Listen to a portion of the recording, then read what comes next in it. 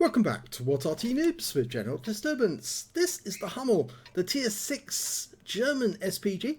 It's located on the northeast border of province and it's under the command of 27BAGPUSS. Now he's got the stock barrel on that Arty, which is the top Arty for the Gorilla, and he's got 2 marks of excellence as well.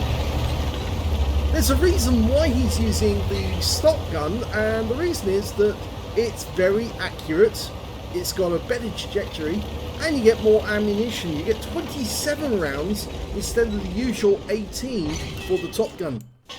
Okay, well, he started aiming down the path that leads up the east side of the map, and he's waiting for those gates to be knocked over. Oh, direct hit on the 25. Now you can see why he used the stock gun, because he was able to get that shot in there. With the top gun, he would have found that a bit difficult. And you can see he was able to get around onto the E25 and clocked 223 hit points of damage. He's firing another one in there just in case that enemy Achilles managed to get stuck there. He might have got some splash, but we don't know. The E25 has made it up onto the next level up. Okay, so a lot of enemy tanks over the other side of the map as well. And yes, we're looking at a Panther who's been tracked. He's dialing in. He's almost ready to rock and roll. And the target moved, so he got a bit of better grip. He fires the round in. Oh, 128 hit points of splash. The round hit the rock in front of him, but it splashed onto him. Okay, that Panther's almost dead. He made a big mistake going out there. At the start of this game, it's not a good idea to move out because you tend to put yourself vulnerable. The Achilles has lost some hit points already, and that would suggest that he's actually received fire either from that shell that the BAGPUSS fired in, or that he got hit by some of our guys over the other side. Now he's looking around for that E25. I think we'll take the view a little way out because it's a bit too close. That's better. Rounds out with the T-3485. Direct hit! 249 hit points went into the side of the vehicle, tracked him. The stock gun is so much more accurate than the top gun. It's also got a much higher trajectory than the top gun, which is a flat trajectory. But of course, the top gun will fire over the entire length of the map, whereas the stock gun doesn't. Now, either of the guns on the Hummel are heavy field artillery, schwer heavy Feldhaubitze, and the Hummel itself was made by Alket and Deutsch in the Eisenwerk in Duisburg, in Germany. Now they started making them in 1943 they started making them, designed them in 1942, and it was based on the hull of the Panzer Mark IV with bits of Panzer Mark III built into it, the reliable bits, the running gear. Now the Hummel was brought about because the existing artillery that they had at the time, the Vesper, which was designed based on the Panzer Mark II, just wasn't as capable as the because it only had a 105mm light field howitzer, which is the same one as on the Fifi, but it just wasn't as capable as a vehicle as the Hummel. And during the war in the Soviet Union, the first 5 of these vehicles were sent out there. They actually were used as counter batteries, so they would actually use the Hummels to attack the Soviet artillery as soon as they opened fire. They work out where the Soviet guns were using sound detection, and then as soon as they worked out where they were, or if they knew where they were, they'd open fire on them and try and take the batteries out. Oh, kill shot! A blind kill on the Su-152. He guessed that the guy had moved forward, and he had, and the shell went right into him and wiped him out. Very thin armour on Su-152s, so that's why he was able to penetrate him. Okay, KB1S, he's been tracked. Rounds out. Direct hit, wipes him out. Looked like it hit the engine deck. So that's the second kill for BAGPUSS. Who's he going to kill next? Most of the enemy are now in the south end of the map. Oh, we've got a Tiger 1. Been spotted by our IMX-12. Dialing in. Ready to go. Rounds out. Direct hit. And he hit the Super Chaffee that was right alongside him at the same time. And you can see where the shell impacted. It was on the turret of the Tiger 1. AMX 12-ton is retreating because obviously he didn't want to face two tanks at the same time. Wise decision. We're firing around him where we last saw the Tiger, but it looks like he's pulled back. In the meantime, the Super Chaffee decided to come south and along the bottom of the valley, and the AMX 12-ton just got him with one shot because BAGPUSS had done enough damage already. And there's the Tiger, and he gets wiped out by our Tiger P. And now we spotted a Firefly. An accurate shot hits the side of the Firefly for 182. He's coming under considerable fire and it's made him pull back, but it's too late. He gets taken out by an AC-4 experimental, who also has a 17-pounder gun. Okay, KV-85, low hit points. It's a kill shot from Splash. So that's the third kill for BAGPUSS. He's having a good game. Okay, we found another one. The T-3485M that we hit earlier in the game. The one that we hit in the side. He's just waiting for the reload to complete. And then he'll fire one down range. Rounds out. Direct hit again. 202 hit points this time. Non-penetrating shot. I say it's non-penetrating because the alpha of these shells is 540, so divide that by 2 and then roll for the difference. So it would be, in theory, 270 as the... So if it was 220 hit, that would be a low roll. Type 64 got a penetration shot there for 564. That's a high roll. Didn't kill him, but it certainly wounded him. Thin armor on the Type 64. It is basically just an anti-aircraft hull with a Hellcat turret with a 76mm gun, because that's all the Hellcats actually had during the war. Okay, there's the Type, and very low on hit points, and this shot should kill. It does, and that's his 4th kill. BAGPUSS is really showing his worth with this stock gun. It's tremendously effective. In fact, the only problem with the stock gun is you have to get closer to the enemy simply because it has got a short range. As you can see the range bar on the minimap. Okay, so a little bit closer, he should be able to get a shot on that T-34 to GDDR5. Fires that was a snapshot on the T-34. There he is. Oh, and he's pulled back a bit. He has taken some damage. You can see a couple of HE rounds had hit him, and he's now out the game. And that means now there's only one enemy left. It's an AMX-13 F3AM, and he's somewhere in this region. Just don't know where yet. He's hiding in the bushes. BAGPUSS is trying to work out where he might be. Oh, there he is. He's been spotted. Rounds out.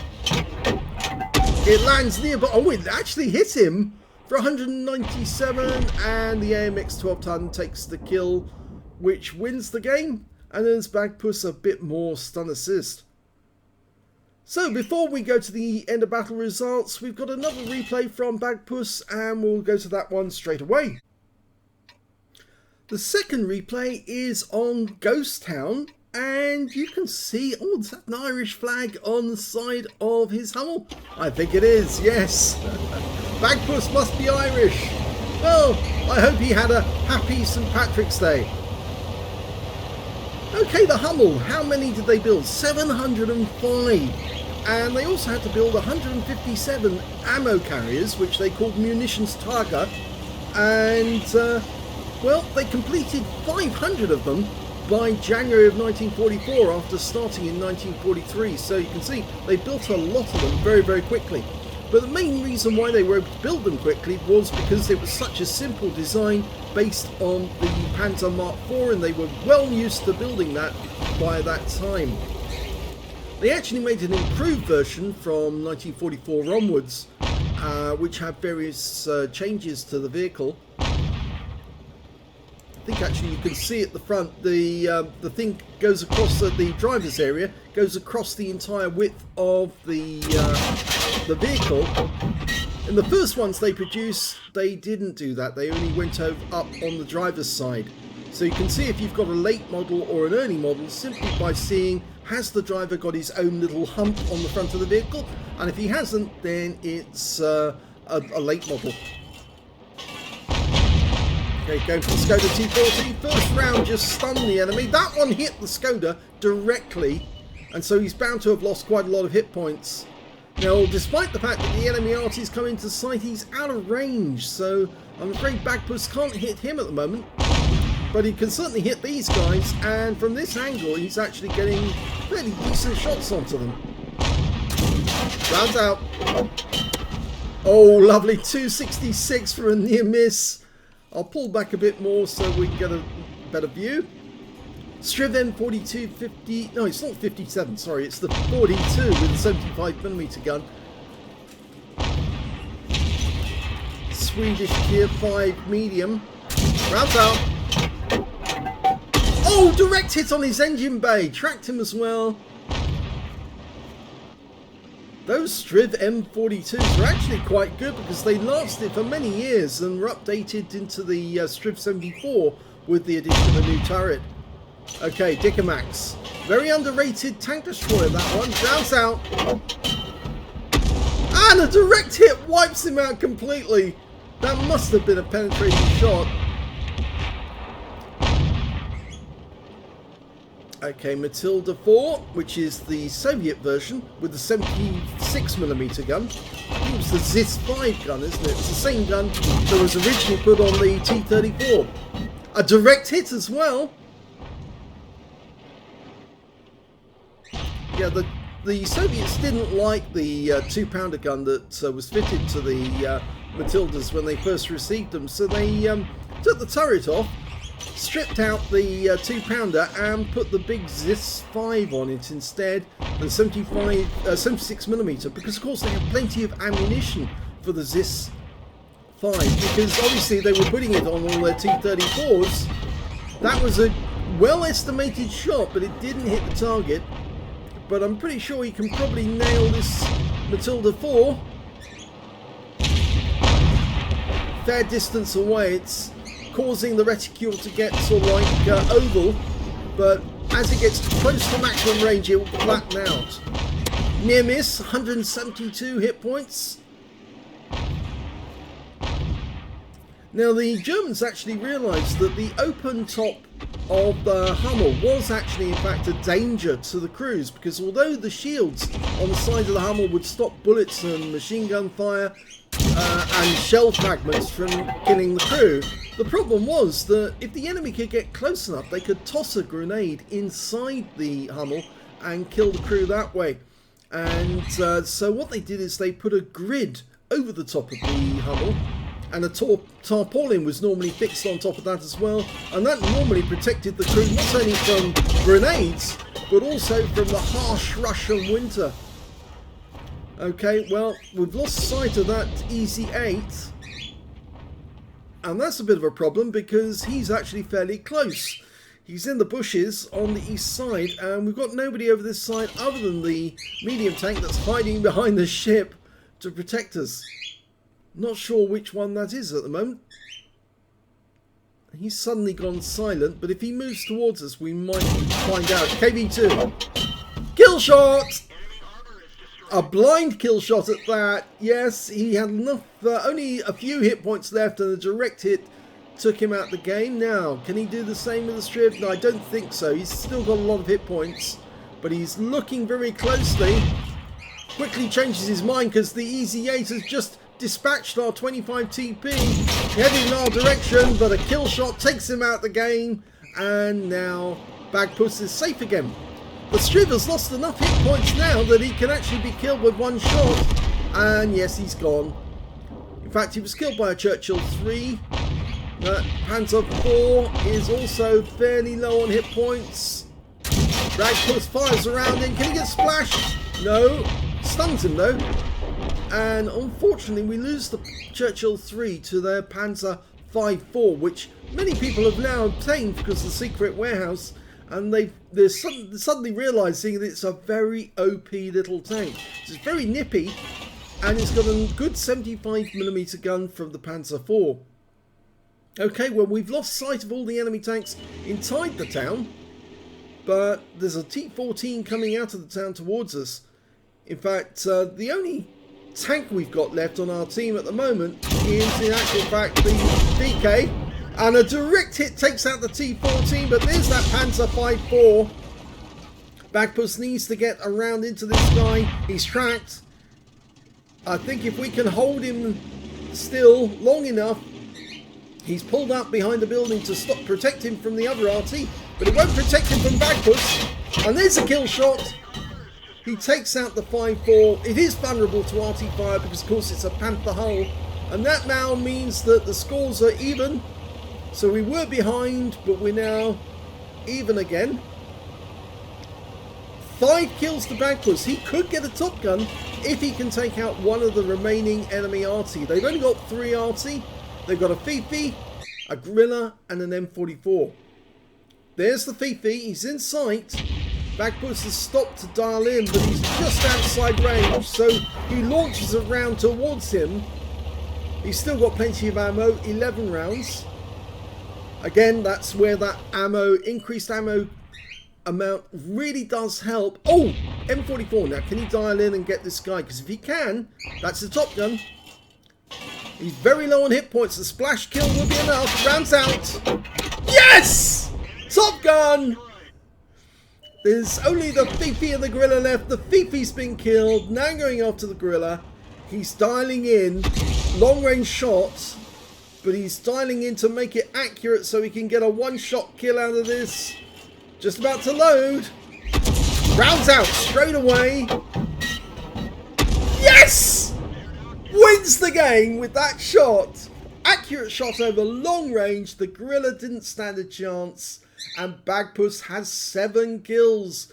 1 short of a Rudley's. Let's have a look at the end of battle results for both battles. In the first battle on Province, BAGPUSS managed to get a ace tanker in the Hummel. He also got a bruiser medal for getting at least 5 critical hits. He got 29 in total at the end of that game. He got a fighter badge for getting at least 4 kills. He did get 4 exactly. A Gauze medal for doing more damage than 10 times. Well, it's actually 8 times the hit points of your own vehicle, because that's what it says in the wiki. So, don't know why what replays keep saying 10 times on their end of battle results. A Confederate medal for hitting more of the enemy than anyone else on his team, and he certainly hit a lot of them. Look at that list there, as well as a high caliber for dealing the most damage in the game overall. Let's have a look at team score. Highest damage, 2,834 hit points. The next highest scorer was the E25 that he hit right at the start of the battle. 2,616 hit points of damage went to that guy. And remember, he actually got smacked in the face after he knocked over those gates going up the east side of the map. The next high score after that was, in actual fact, the M56 Scorpion, the Tier 7 American tank destroyer. He managed to get 1,874 hit points. When it came to kills, BAGPUSS did it again. He got 4 kills, but he was matched by the Tiger P, also got 4. And then 2 kills went to the AMX 12-ton, the Type 4 Chi-2 on his own team, the T-34 2G FT, the E25, and the AMX 13 F3 AM on the enemy team. When it came to base XP, it's BAGPUSS again. So technically you can say he's got top in all 3. And he got 1,328 base XP. So he's definitely the highest. And he's the only one over 1,000 as well. Because the M56 Scorpion only managed to get 951. While the AMX 12-ton managed to get 931. He fired 17 rounds in that game. Got 10 direct hits and 2 penetrations on the enemy. 16 splash, damage of 2,834 hit points, all of it at more than 300 meters. I think one of those pens was that Type 64, which he smacked into the right into him. Yes, it says here, yes, I think he did penetrate that guy. It's not showing, it's saying 2 on that number. So yes, I think he got 2 pens on the Type 64. 13 enemies were hit, so there was only 2 enemy tanks he didn't get a shot into in the entire game, and the rest of them he touched them and damaged them, and 4 tanks were killed, 65 hit points of damage assistance and 1032 hit points of stun assist of 14 stuns. On a premium count, he earned 42,811 credits, got 65,000 for personal mission, and after ammunition, resupply and consumables, took away 100,632 credits altogether. 1,328 XP and 1,992 to take away. There's something missing there which we're not showing. Anyway, that's the result of the first battle. A very good battle with an ace tanker and a lot of medals. Let's have a look at the second battle.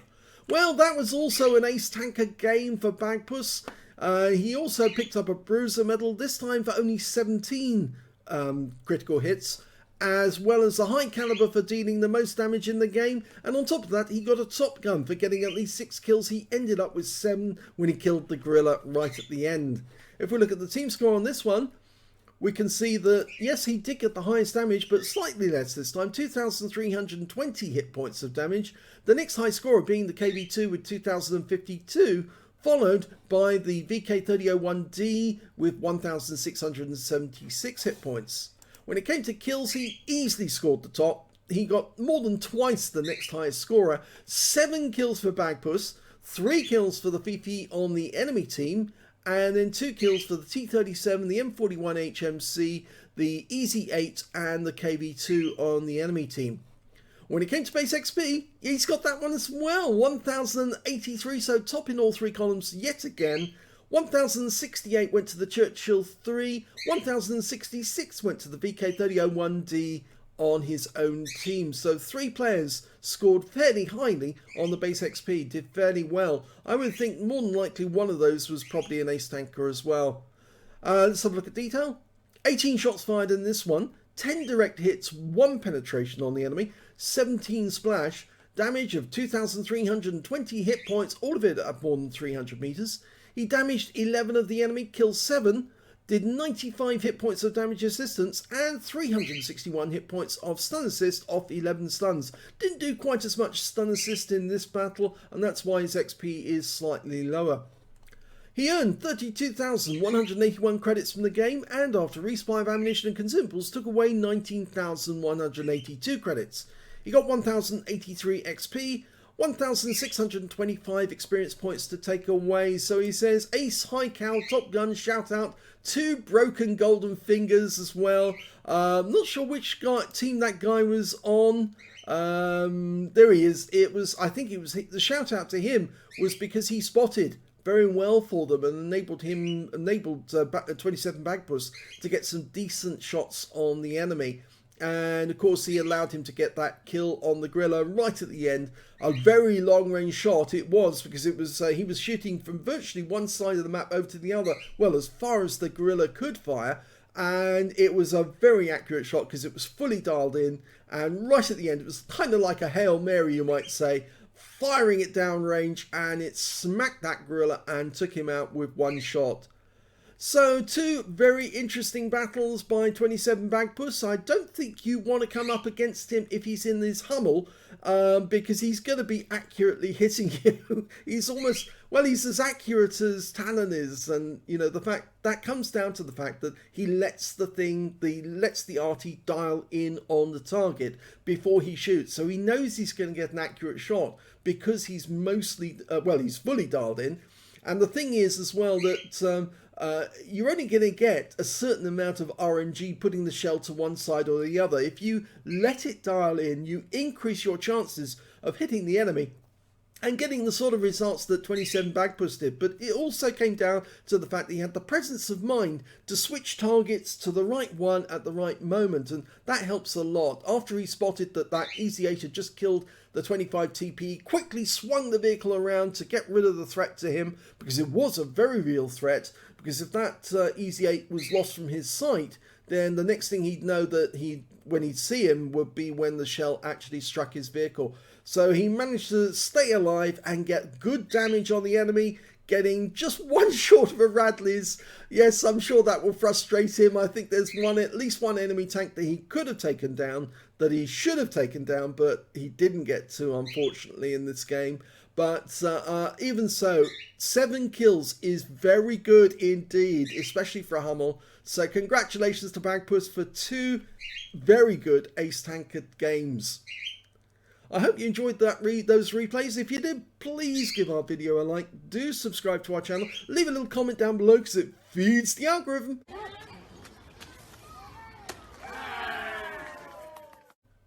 And thank you for watching.